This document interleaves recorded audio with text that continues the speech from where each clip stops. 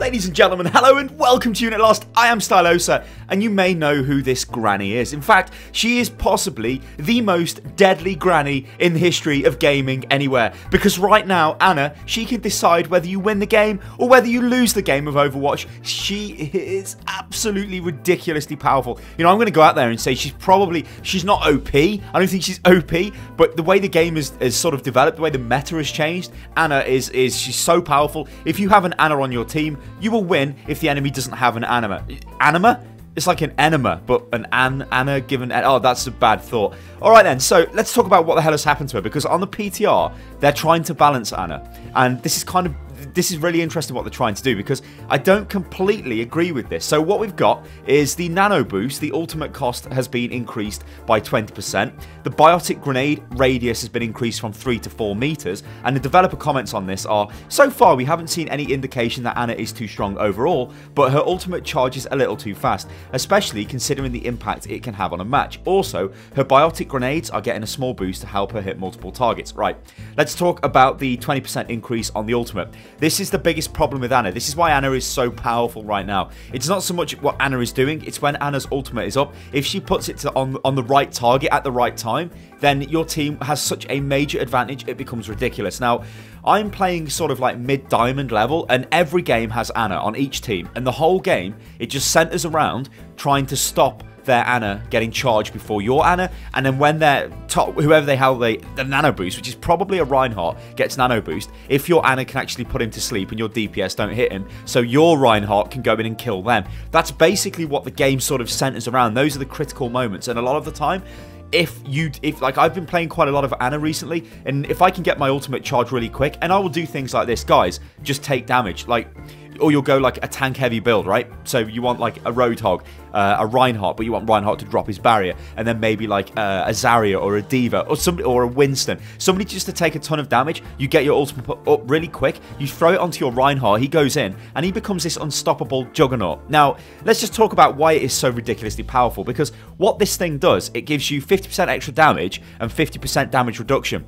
So when you put this on somebody like Reinhardt, he becomes an absolute unkillable beast. This is why the only way to deal with him, really, like, and reliably, is to put him to sleep with an Anna dart. Now, there are other ways of dealing with him. You can use the Roadhog ultimate extremely effectively to push Roadhog back. The biggest issue with this is, though, Anna's going to have her ultimate before Roadhog has his, and Reinhardt's coming to kill you, and then you're going to be dead. This is why, in my mind, the only reliable way to stop Anna is to use another Anna, and I don't think that's what the guys at Blizzard want. I don't think they want to be in a situation where the only counter to a hero is to have that other hero trying to do the same thing better on the other team, because that seems a little bit dodgy. So this has weirded me out a little bit, because I thought what they're going to do is reduce the damage reduction on the ultimate. I thought instead of seeing 50% damage reduction, we're going to see something like 30%, maybe even 20%. So you're not as ridiculously unkillable, but you can still pull out quite a lot of damage.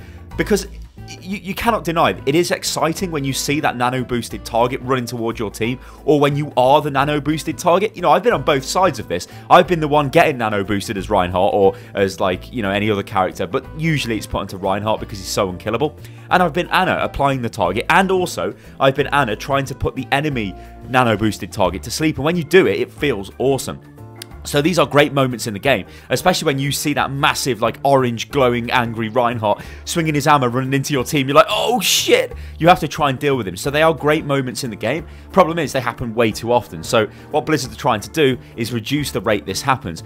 I mean, honestly, I would have probably kept the rate of it the same, because it's such an exciting moment when it happens, but I would have probably looked at reducing the amount of damage that it allows you to soak up, because on somebody like Reinhardt, it's ridiculous. I mean, when you put it on Reaper, Reaper's very powerful and he goes around doing damage, but Reaper doesn't have armor, and it's to do with the interaction of Anna's nano boost damage debuff and armor, which makes people like Diva or Reinhardt extremely powerful when it's put onto them, because they are absorbing loads of damage, and it is a bit crazy. So let's talk about in fact, before I talk about that, I want you guys to let me know what you think about this in the comments below. Are you seeing a lot of Anna usage? Do you play Anna a lot yourself? Are your games centering around ultimate use? I know mine are. Mine are definitely centering around that. I mean, we as soon as we start the game, it's like, right, Please take damage so we can charge the Ana ult. Right, we've got the Ana ult. We're going in with it. You know, if you can manage to get... Because, I mean, what happens with the Ana ult is, if you put it onto a Reinhardt, he goes in swinging his hammer, he charges his ultimate, and then he can earth shatter the enemy Reinhardt before he gets his nano boost. Because when that happens, you can crowd control him with that. So it's all about the nano boost. It is ridiculous. Alright, so let's move on to the Biotic grenade, because the radius on this has been increased from 3 to 4 meters. Now, I don't think I'm going to be alone in this, but I find this such a hard ability to use. Not to sort of... not when it explodes, I guess, but just to actually get it to the place where I want it to explode because of the way she throws it. She throws it really, really far and quite quick. And I think I would benefit from just sitting in the training ground or loading up a custom game and just throwing these grenades trying to hit targets. This will help, right? This gives you more margin for error because instead of it being a 3-meter target, now it's a 4-meter. So it's only an extra meter, but that's actually quite a lot because it's a radius, so it's a, you know, a bigger circle by a meter all around when it detonates, which is actually quite good. So this should help quite a lot. Now, the grenade itself is crazy powerful. When you look at its ability to prevent healing, people like Zenyatta, when they pop their ultimate, you just throw the grenade at him. It's like, and his ultimate just doesn't work anymore. So powerful. In fact, if you play Ana, here's a little crazy tip for you guys. There's a lot of combos involving Graviton Surge. If you grab the enemy team, and it's maybe a bit later in the game, so you know there's going to be support ultimates available, and especially if they have a Zen, you want to throw your grenade into that mess, because when it detonates, when Zen tries to counter, oh dear, he's not going to be able to heal anything, and then you'll follow up with, like, I don't know, maybe a Dragon Strike or Tracer Pulse Bomb or whatever is going into that mess. He's going to take them out because they're going to have no healing, and it's pretty ridiculous. So yeah, I'm kind of happy that they've done this because it's going to make it a little bit easier to sort of heal with Ana. But you know, I've got to admit, like when I've been playing Ana, I've not really been miles away from my team. I'd stay really close to my team, and a lot of the time I'm throwing the Biotic grenade sort of into the ground in front of me, so I'm benefiting from it. My teammates are benefiting from it around me. It's not so much throwing it long distances, but you can do that, and there are some moments where it's really clutch where you throw it in and it's like, yes, I've saved it. So I think that's good. But I mean, just going back to the original issue, the Nano Boost, or I call it the Nano Boost because it's Nano Ana, right? So yeah, the Nano Boost is yeah, we're going to see more changes to this.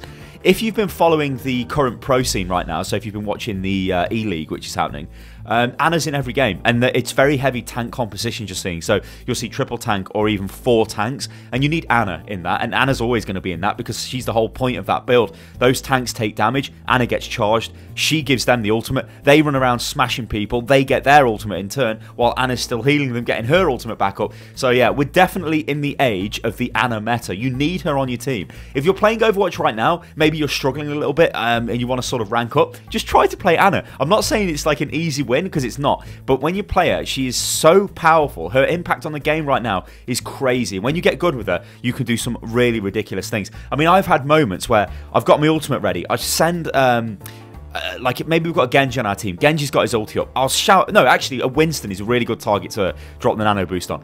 We were struggling, right? I got my Nano Boost available. I say to the Winston, I'm going to Nano Boost you, jump in the back and kill the support. He goes and does that. As he does that, McCree comes to the left and he's like, it's high noon. And I'm like, no, it's not. And I shoot the sleep dart into him. And then he's asleep. That is mega powerful. Ana has got... I think it's taken a long time for Ana to come into the game because she is such a high skill cap hero that when she first came out, a lot of people didn't really know what to do with her, effective ways to use her. But when you start building teams around her, it becomes crazy effective. And when players get better with her, oh my god, it is ridiculous. There are some insane Ana players out there. Guys, I'm going to leave it at that. I've been Stylosa, this is Unit Lost. Let me know what you think about this change. Let me know what you think it's going to do to the game. Do you think it's enough? Do you think there needs to be more changes to Ana? Because right now we are definitely in the era of the Nano Boost, ladies and gentlemen. Alright guys, I've been Stylosa, this is Unit Lost. You can follow me on Twitter, which is @UnitLostGaming. If you like the video, then like the video, subscribe to the channel and all of that jazz. And don't forget to tell your granny, and I'll catch you next time, people. Toodaloo.